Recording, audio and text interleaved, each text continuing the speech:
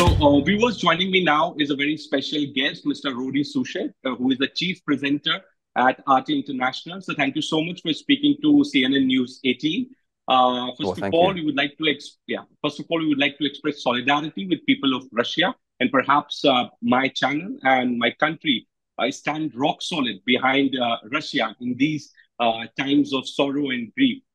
Sir, my first question to you would be, what is the death toll, and perhaps what is the situation aftermath this terror attack, as far as the investigation in this matter is concerned, and also the rescue operations, and a lot of volunteers are also involved on ground. Talk to us a little bit about that. Well, first and foremost, I'd like to say thank you very much for your well wishes and your condolences here. Russia and India share a very old friendship and now a very strategic partnership. So I appreciate your kind words there. Latest death toll numbers are 133 fatalities from Friday's terrorist attack at the Crocus City Hall here in Moscow. Well over 100 are still hospitalized. So officials are sadly expecting the death toll to rise. Meantime, the rescue operation now is more of a recovery operation. You've probably seen the scale of destruction of the Crocus concert hall. The roof has totally collapsed. It's a burnt-out shell on the inside. Rescue officials say that now the mission is that of recovery because there could be still victims under the debris of the roof. They're also saying that some of the victims are very hard to identify. It's now, in some areas of the former Crocus music hall, it's just body parts now mixed in with the debris of the roof. Okay. Sir, also would like to understand from you on the investigation part, because we heard what President Putin yesterday said in his address. I would like to highlight, and perhaps if you could share more details about the investigation part. Who are these people? Where do they belong to? Because in fact, the Ukraine angle is also something which is appearing in many reports, that they were trying to escape towards the Ukrainian borders, and some of them were in fact arrested from the Ukrainian borders. They have connections in Ukraine. Talk to us a little bit about that. Yeah, precisely. You're absolutely right. So they were caught fleeing towards the Ukrainian border. Yes, again, you're right. They had contacts at a certain small part of the border, contacts who were waiting to help them get away from Russia into the sovereign territory of Ukraine. So yes, they were fleeing to Ukraine. Yes, they had people on the border of Ukraine who were standing by to give them safe passage or safe haven into Ukraine. Now, what do we know about the gunmen so far? As you have rightly said, the investigation is still in its early stages. We have had confessions from some of the gunmen. Were they under duress? Perhaps they were. However, they have admitted that they were paid to kill. It was murder for money. They were paid to kill. One of them has admitted that he was offered at least $5,000. He only received half of it as a down payment. He doesn't know if he received the rest of it because he lost the bank card in the clothes that he threw away when he was fleeing the crime scene. Now, I know out of Washington, within the first couple of hours of this terror attack happening, Washington immediately said, oh, it's definitely not Ukraine. It's definitely ISIS-K. Yes. They pushed this narrative immediately that it's not Ukraine, that it is ISIS. I mean, I don't know how Washington knew that so quickly. I do know that Washington contacted Moscow on March the 7th, and Washington said, beware, there is a terror attack that is going to be targeting Moscow. But that's all the information we're willing to hand over right now. According to the Russian FSB, they were told there's an attack. There's an attack coming. But they were not given any details whatsoever as to how this would take its form. Now, look, I think it's worth mentioning here that Washington, when it's pushing this ISIS-K narrative, typically when ISIS militants, when they do attack some venue or some wedding or some place, typically ISIS militants are religious fanatics. They often wear suicide belts or explosive vests. They're ready to die for their cause, to be so-called, to be martyred. But these gunmen had no intention of being martyred. They tried to flee south to Ukraine immediately after they had carried out their terrorist attack. Now, rightly said, it's early days still. The suspects are being interrogated. 11 detentions and also 4 gunmen. They've all been detained, but also the investigation continues now into any potential accomplices. Okay. Mr. Rory, I would also like to know that what piece of evidence does the investigators have to prove their connections with Ukraine, or perhaps also to prove that they don't belong to any fanatic group, or as many are saying, or like you pointed out, that US is saying that it's ISIS Khorasan module, they're part of that. What piece of evidence do you have to suggest that there could be a possibility of a potential Ukrainian hand behind this attack? If you could give some more details on the evidence part. Every day, Ukrainian forces, whether in the open or incognito, are doing cross-border attacks into sovereign Russian territory. This is happening every day, whether it's the Belgorod region, the Kursk region, all up and down the western border of Russia. Now, we are seeing incursion after incursion into Russian sovereign territory. But more importantly, let me just take you back. 1 month ago, Victoria Nuland, the Maidan midwife, one of the true architects of the 2014 Kiev Maidan coup, Victoria Nuland, who, by the way, is the outgoing former Deputy Undersecretary of Foreign Affairs in America, she said 1 month ago, Putin has got some nasty surprises coming his way. Now, pause for a moment. Go back to the sabotage of Russia's Nord Stream pipelines. Before those pipelines were sabotaged, the very same Victoria Nuland said, we have ways of stopping that pipeline. And within moments of that pipeline being sabotaged, the briefer former prime minister at the time contacted Washington and said in a message, it's done. So let me give you a little bit more. There's an amazing military geostrategic analyst called Colonel Douglas McGregor. You may have seen some of his vlogging on YouTube. He's a very well-spoken, very well-educated man. He has said, regardless of who carried out this atrocious terrorist attack against Russia on the evening of last Friday, whoever the culprits were, he said, rest assured, the CIA and MI6 were somewhere in the back wings. In some way, they were connected. Okay, interesting. That's an interesting claim that that is being made. Also, Mr. Rory, I would like to talk to you about a report that I was going through. Perhaps before doing this interview, I went through a lot of reports that have been published in the newspapers. So a U.S. official report says that a U.S. official said that the United States had intelligence confirming Islamic State's claim of responsibility for the shooting. In fact, the official spokesperson has been cited, and they said that when this piece of intelligence was shared with the Russian counterpart at that point in time, hours before the embassy warning, the FSB, this report says, the FSB said it had foiled an attack on a Moscow synagogue by Islamic State's affiliate in Afghanistan known as ISIS Khorasan. If you could shed some light on this piece of information which has been published in one of the newspapers. I'm so sorry. You're just going to have to repeat that last bit of information that's been broadcast in these papers. What exactly did you say again? Yeah. So basically, these reports have to say that when the U.S.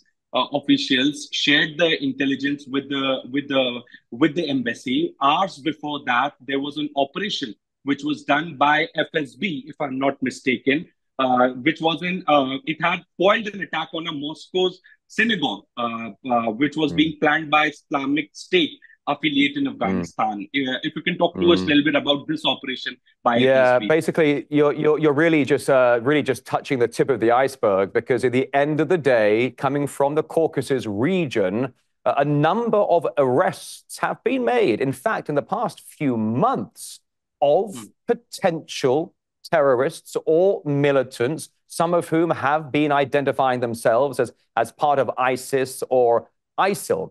But you have to understand, who is ISIS? Who are ISIL? Who owns them? Who pays them? Who trains them? Where do they get their medical treatment?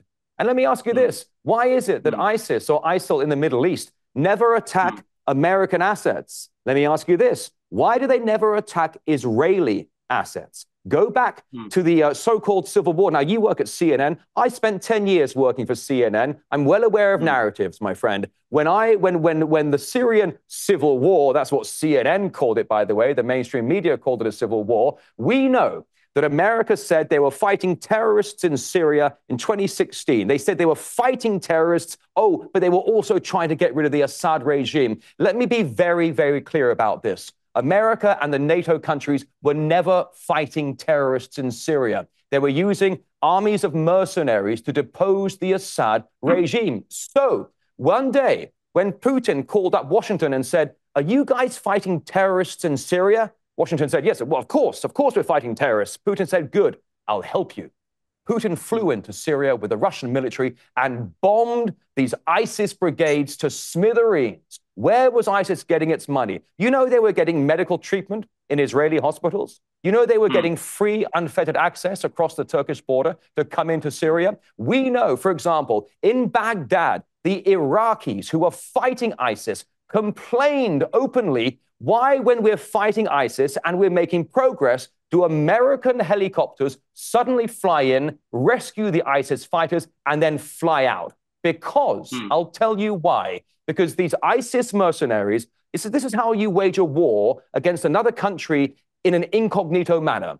How do you wage a war without sending your own army? You use an army of mercenaries, and essentially that's what ISIS are. That's what they are. That is why you had ISIS or ISIL being used in Syria to topple the Assad regime. Hillary Clinton and other American officials said years ago, Al-Qaeda, they're with us. Go back to 1979, the Mujahideen in Afghanistan. That was the precursor to Al-Qaeda. The CIA was arming the Mujahideen in Afghanistan to fight the Soviets. It has never stopped. So-called terrorists have their support from so-called interests. Okay, I got the references that you're making, Mr. Rory. Also would like to understand from you, from here, where do you see this war, this conflict going? Do you see that this conflict will amplify?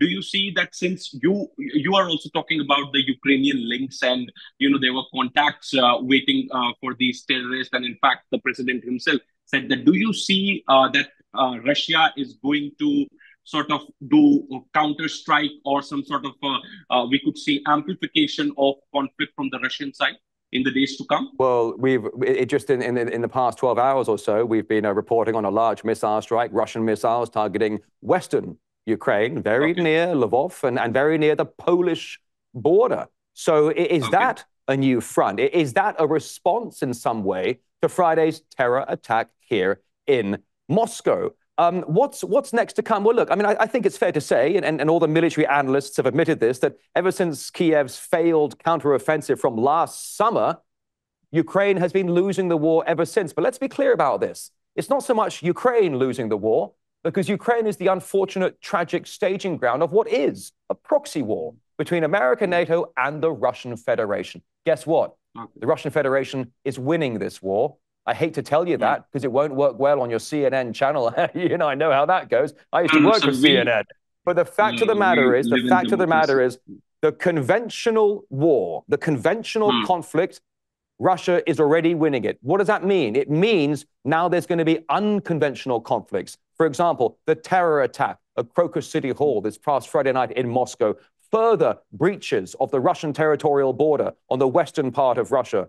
There are going to be continued terror attacks that I think are the expectations for now, because Ukraine has lost its conventional war. Therefore, they only have one thing left, and that'll be unconventional terror attacks. Mind you, keep this in mind, and you won't like hearing this. Who are Kiev's puppet masters? Who's giving Kiev these British cruise missiles? These Storm Shadow missiles that have been targeting civilian areas, because Downing Street and London keep sending weapons to Kiev, as does Washington, as does every other vassal European state that is pressured to keep pumping cash and weapons into Kiev when the war for Kiev, NATO, and America is already lost.